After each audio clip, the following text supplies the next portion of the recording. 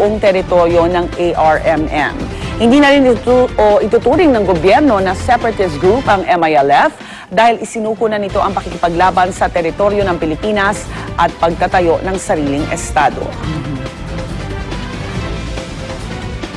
Samantala, matapos ang nangyaring kontrobersya sa pagbili ng segunda manong helicopter sa PNP, nangako si Pangulong Noynoy Aquino na hindi ito mangyayari sa kanyang administrasyon. Ito ay sa gitna ng kanyang isinusulong na modernisasyon ng pulisya. Yan ang pangako ng Pangulo sa ika-110 anibersaryo ng police service ng PNP. Bukod sa mga bagong gamit, puspusan din daw ang pagsasanay ng mga pulis para mas palakasin ang kanilang kakayahan. Pero ang hamon ng Pangulo sa PNP, pangalagaan ang interes ng taong bayan. Samantala, hinango ni Senate Minority Leader Alan Peter Cayetano sa isang sikat na kantang Do You Know Where You're Going To? Ang sagot sa kampanya ni Pangulong Noynoy Aquino na daang matuwid. Ayon kay Cayetano, hanggang ngayon daw kasi na halos mahigit isang taon nang nasa pwesto si Pinoy, hindi pa rin daw malinaw kung saan patungo ang gobyerno. Kahit daw may totoong nagawa ang administrasyong Aquino, kulang pa rin daw ito. Tulad na lang daw sa edukasyon at maging sa pagtuon ng gobyerno sa kalusugan ng mga mamamayan. At kahit daw mukhang payapa ang ating bansa, di pa rin daw pwedeng magpakakampante dahil pangatlo pa rin ang Pilipinas sa pinakadelikadong bansa sa mundo para sa mga journalist. At kahit parang may kampanya ang Pangulo kontra wangwang ng gobyerno, nag-aalangan pa rin daw sa korupsyon ang mga investor. Kaya ang giit ni Cayetano, ipasa na ang Freedom of Information Bill. Pero sa kabila ng mga puna ni Cayetano, handa pa rin daw ang minorya na makipagtulungan sa Pangulo. Do you know where you're going? I know, Mr. President, it's lonely at the top. Show us that vision. Communicate to us that roadmap. And you will be able to unite the nation. Do you know where you're going?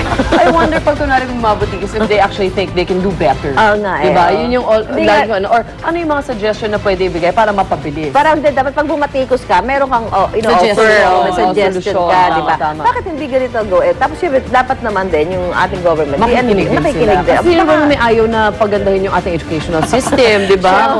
O huwag pabayaan yung mga batang nasa sahig na nagsusulat o walang CR na mapuntahan. Oo, nakulang sa silya, kulang sa classroom, di ba? Patulong-tulong yan syempre, kaya nga mambabatas ka, inihalal ka rin doon. Kailangan mo rin magsagawa ng mga batas. Kasi nangyayari, kung anong gusto mong matupad sa pag bansa. bumatikos ka, sasabihin ano bang offer mo? O gano'n. Ano suggestion mo? Kasi given na mahirap talaga maging Pangulo. Parang walang madali. Ayan. Diba, Okay, good morning. What's your suggestion? Well, masaya na ako. Buti nga umate na sesyon si Senador Alan Peter.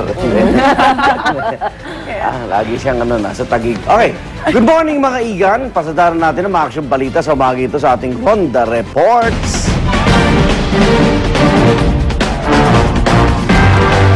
Sa Pulilang, Bulacan, patay ang dalawang hininalang hold-upper ng gasolinahan matapos makipagbarilan sa mga otoridad kagabi. Yan ang Ronda Report ni Maria Ausente. Maria, ano nangyari?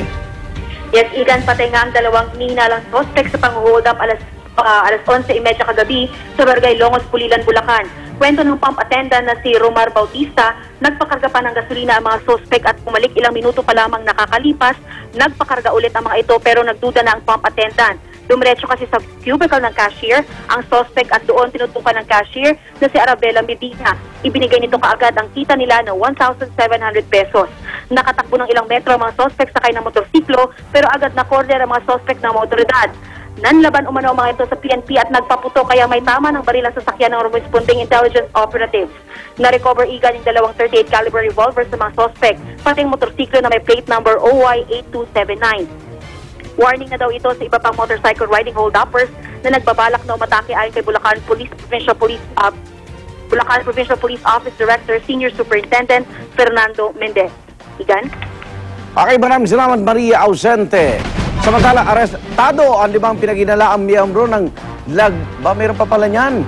Laglag Baryagang sa Marikina City. Uso pa pala yan. Pero nakatakas ang isa nilang kasamahan matapos mambiktima ng isang pasahero ng jeep. Yan ang Ronda Report ni Jay Sabale. Jay! Igan, timbog ang 5 hinihinalang miyembro ng Laglag Baryagang sa Marikina City pasado alas 10 kagabi. Classic pa rin ang diskarte nila. may maglalaglag ng barya tapos may pupulot nito sabay ang pag-ipit sa biktima habang dinudukot ang mga laman ng kanyang bulsa. Yan ang ginawa ng mga ito para manakaw ang iPad ni Rom Santuazon na agara namang nakapagsumbong sa mga barangay tanod ng Barangay Santo Niño.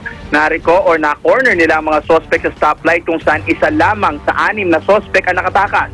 Napag-alamang habang tinatrabaho ng 3 sospek ang jeep, isang taxi at pasahero kuno nito ang nakakonvoy. Matapos makapambiktima, mabilis na bumababa ang mga sospek sa jeep at sabay-sabay nasasakay sa nakasunod na taxi na kanilang kasama. Na-recover sa taxi ang ilan pang pinanghihinalang nakaw na cellphone. Naharap ngayon ang mga sospek sa kasong robbery hold-up. Igan? Maraming salamat, Jay Sabale.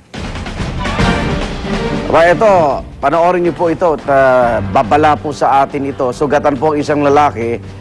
Siya po'y matapos barilin sa Metro Walk sa Ortigas Center, Pasig City, ng isang security guard doon. Away sa parking.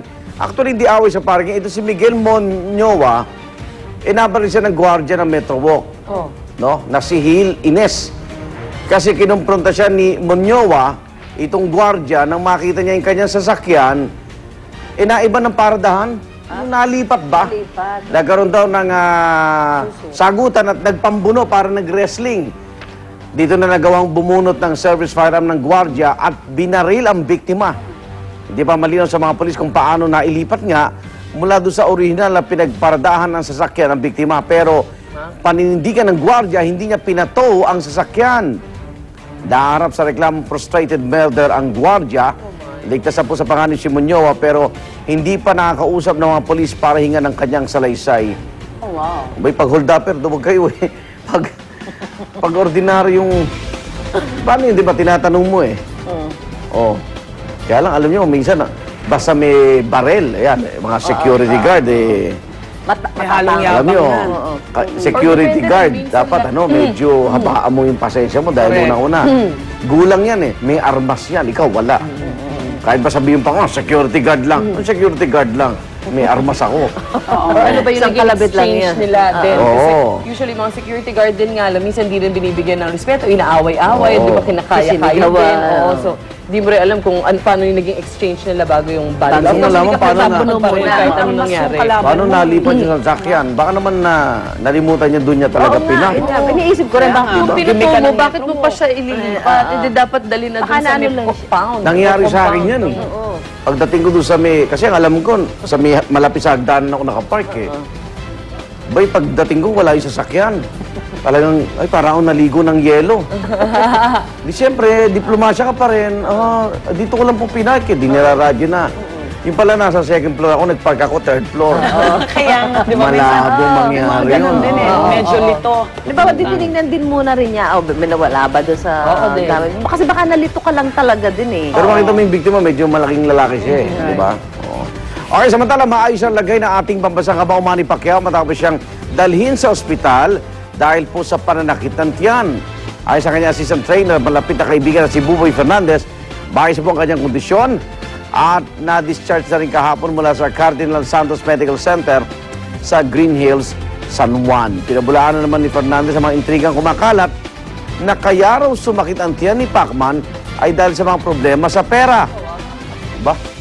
Dati na raw sa akin ni Pacman ang acid reflux at minsan daw ay nagpabaya na rin ito sa pagkain. Kinumpirma rin ang may bahay ni Pacquiao na si Jinky na nakalabas na nga ng ospital si Manny at agad na dumiretso sa Kongreso. Ba?